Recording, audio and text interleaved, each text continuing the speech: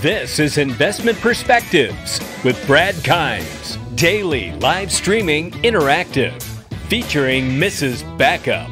Subscribe, hit the notification, smash the likes. Now, here's Backup Brad Kimes. Come on in.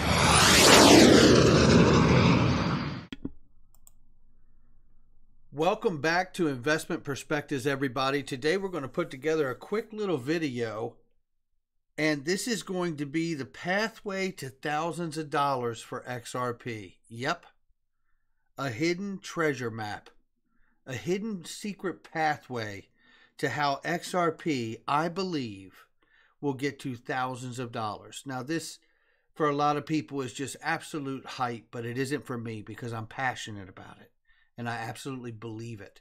And I believe that I can show us a pathway through regulation and through the constant walking towards implementation by different entities that absolutely show, at least me, and I'm not trying to convince anybody, and I'm certainly not a financial advisor, but I believe we're going to see at least a strong case made today for how XRP will be thousands of dollars one day. All right, let's get into this thing. First thing we need to remember is that the FATF is going to have a deadline in June, 2 months from now. That deadline is that all crypto exchanges need to be KYC, AML, CFT, and travel rule compliant. This would bring exchanges compliant with banking level standards. This is impactful because first of all, the FATF is a regulatory body connected to the G20. The G20 is enormous. This is a statement here from the FATF. It requires countries to ensure service providers are also assesses and mitigate their money laundering and terrorist financing risk, and implement the full range of AML, CFT preventive measures under the FATF recommendations, including customer due diligence, record keeping, suspicious transaction reporting, and screening all transactions for compliance and targeted financial sanctions. Among other measures, just like other entities subject to AML, CFT regulation, this includes coordination with relevant authorities to ensure the compatibility of AML CFT requirements with the data protection and privacy rules in similar provisions. Also today, the FATF published updated guidance for a risk-based approach for virtual asset and virtual asset service providers, which builds upon the FATF groundbreaking 2015 guidance paper to further assist countries and providers of virtual asset products and services in understanding and complying with their AML CFT obligations. The threat of criminal and terrorist misuse of virtual assets is serious and urgent, and the FATF expects all countries to take prompt action to implement the FATF recommendations in the context of virtual asset activities and service providers. The FATF will monitor implementation of the new requirements by countries and service providers and conduct a 12-month review in June 2020. Coming back to the first document here, we scroll down. It's not very long. Let's take a look at this. So recently updated recommendation 16 in June 2019 is frequently monikered by the media as crypto travel rule. And this basically means that anything over $1,000 USD or $1,000 euro must be reported, and the sender and receiver information must go with it. So in reference to U.S. Bank Secrecy Act, the BSA, established by traditional banking regulation, its information sharing requirements present a difficult hurdle for VASP to cross, where non-compliance could have severe regulatory repercussions. Now, it's important to understand that the FATF is obviously a regulatory oversight body from the G20, as I mentioned. But this is massive because these are guidelines, not laws.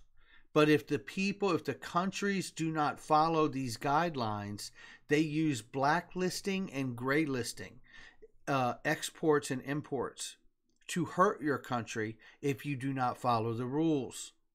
But they build a soft enough framework that every respective country can drill down and make laws and rules and regulations based off of the framework and guidance that is released from the collective at the G20. For virtual asset service providers, complying with the new R16 regulation as adapted in the FATF's risk-based approach to virtual assets and virtual asset service providers, guidance is a double-edged sword. Compliance alienates and is more libertarian user base, likely to see it as a capitulation to government interface or interference, and assigned to move their virtual asset everywhere elsewhere more private. On the other hand, compliance opens the gates to traditional finance markets as well as the legal certainty needed to look at the assets like Bitcoin as a secure long-term investment. In this article, we will look at why the vast best interest to comply with recommendation 16s, which I explained to you. Let's read just this next little part here and we'll move on. The FATF's well-known 40 recommendations are non-binding guidances that help the G20 watchdog to create uniform and cohesive global anti-money laundering, combat funding terrorism policy. FATF doesn't target or prosecute individual transgressors, but to focus instead on creating and then disseminating its policies worldwide to its 39 member jurisdictions and extended network of 9 FATF-style regional bodies, FSRBs.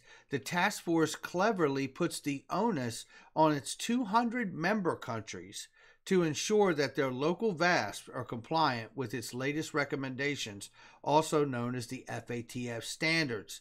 If not, they reserve their option to punish the countries which VASP is incorporated by adding them to a high-risk monitoring gray list or non-compliance blacklist, which really means, hey, this isn't a law, but if you don't go along with the plan, we'll find out what your country needs. You need wheat, we'll cut it off, right? You need oil, we'll cut it off.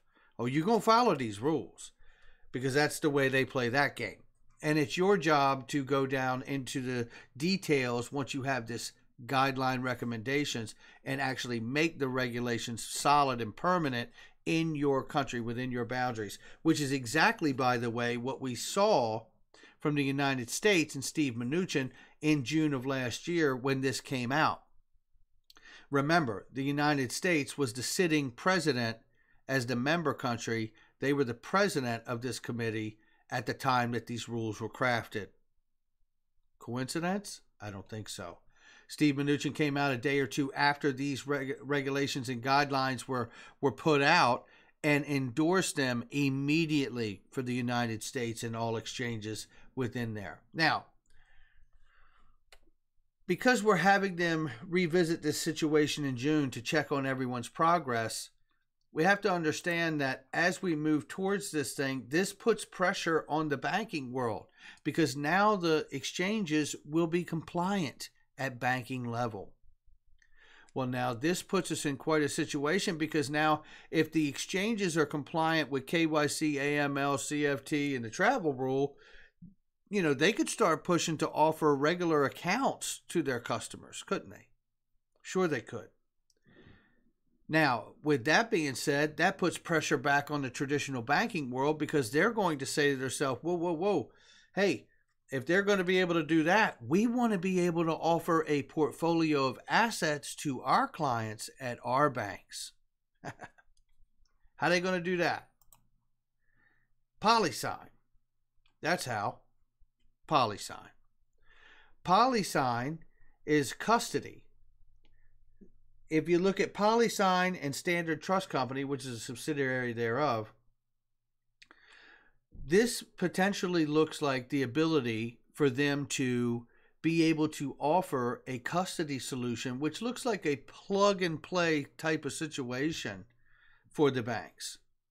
So once these FATF deadline hits, sometime thereafter, I would expect to see PolySign begin to offer the solution for traditional banks around the world to begin to, at some point, to offer a host of digital assets for their clients. Now, this will get interesting because when you think of something like PolySign being a licensing play for the banks and then being able to offer to regular everyday customers who are not pioneers and early investors like you and me, this is the solution they're looking for. They don't want to open an account on some coin exchange. I don't even know what a coin exchange is. But if you could tell them the bank you've been with for 20 or 30 years is now offering digital assets or crypto, well, I think they'll be a little more inclined to go, well, I trust my bank. I've been there a long time, and that's something I'll do. And I think that solution comes sometime after June. Now, moving on. The Financial Stability Board. The Financial Stability Board is another oversight committee connected to the G20, which is 39 of the largest economies, as we just looked at, and also has a reach to another 200 plus countries around the world. They just recently, on April 14th, really suggested to the central banks that are developing central bank digital currencies that they should consider banning private stablecoins. We starting to see a picture? We have a deadline in June, which will put incentive pressure that the exchanges are compliant and same level of compliance as banks. The only thing missing is that banks don't offer digital assets yet. If we cross that bridge and we use something like PolySign custody as a licensing play for banks to have access to be able to offer digital assets to their clients, even in a small list, this is going to be very impactful. If you take in play that the central banks are absolutely building and designing their central bank digital currencies, and now another regulatory body from the G20, which is the collective of the largest economies and countries in the world, setting the tone. You can clearly see they are paving a way for central bank digital currencies to be the dollars that you use to purchase your crypto. How do we know this is going to happen? Well, because we look at the World Economic Forum PDF, the policymaker toolkit that was given to the central banks to use as a framework to build their central bank digital currencies. Looking down here in this particular section, you can see crypto assets designed for inter and intrabank payments and settlement. Examples: JPM coin, XRP. This is pretty profound because you can see that obviously, coming back to this, central banks are about to make their way onto the digital scene with central bank digital currencies. We know that China is running out in front of the pack at the moment, getting ready to test with American companies in China like McDonald's and Starbucks with their digital currency. Coming back to this, and knowing that they're about to launch because of the FSB clearing the path and recommending that private stablecoins get crushed just the way ICOs got crushed back in 2018. This would pave the way for central banks to make their way onto the scene. That digital currency would be used not only in inter and intrabank payments and settlement, but I believe it would also be used when you go to buy crypto at your bank, which would more than likely be custodied by PolySign or Standard Trust for that bank. Here's another little interesting document. This is the World Economic Forum framework for blockchain interoperability. This is a document that came out this month courtesy of Mickey B. Fresh, which, by the way, I just did a pre-recorded show with Mickey B, and it is straight fire. It will be released Tuesday evening as a premiere. Mickey B and myself will be in the chat to answer questions and comments. This document right here shows us in this diagram on page 18. I will put both of these PDFs in the comment section for everyone to enjoy. Documented interoperability between individual blockchain technologies and interoperability solutions. Parties that claim to be working on establishing interoperability but have not yet presented working solutions are not shown. Everything you're looking at is a proven solution. Ethereum in the middle because it has smart contracts. Remember, just recently, the ILP, which is right here, has recently been made interoperable with the Ethereum private network and also the XRP ledger. And here's Ripple and R3/4 settler. This is quite compelling because you're talking about a supply chain solution using the interoperability of blockchain. You look here, and this is page 14. Interledger as example, Hyperledger Quilt, and R3/4 settler are highlighted again as well. Coming up here, you can actually see the solution that they show you in this, and there's a lot more to see here. Shipper, verification to Ethereum BOLA is valid, BOL on Hyperledger, consignee. So here you go up here again, they show shipper, Bitcoin Ethereum decentralized app, consignee on the other side. This is supply chain. This is showing you how individual networks can also become a part of the larger system without interrupting the individual network because of the interoperability. Reminding everyone again that this is amazing because the supply chain is where you're going to see the biggest impact when it comes to the velocity of money.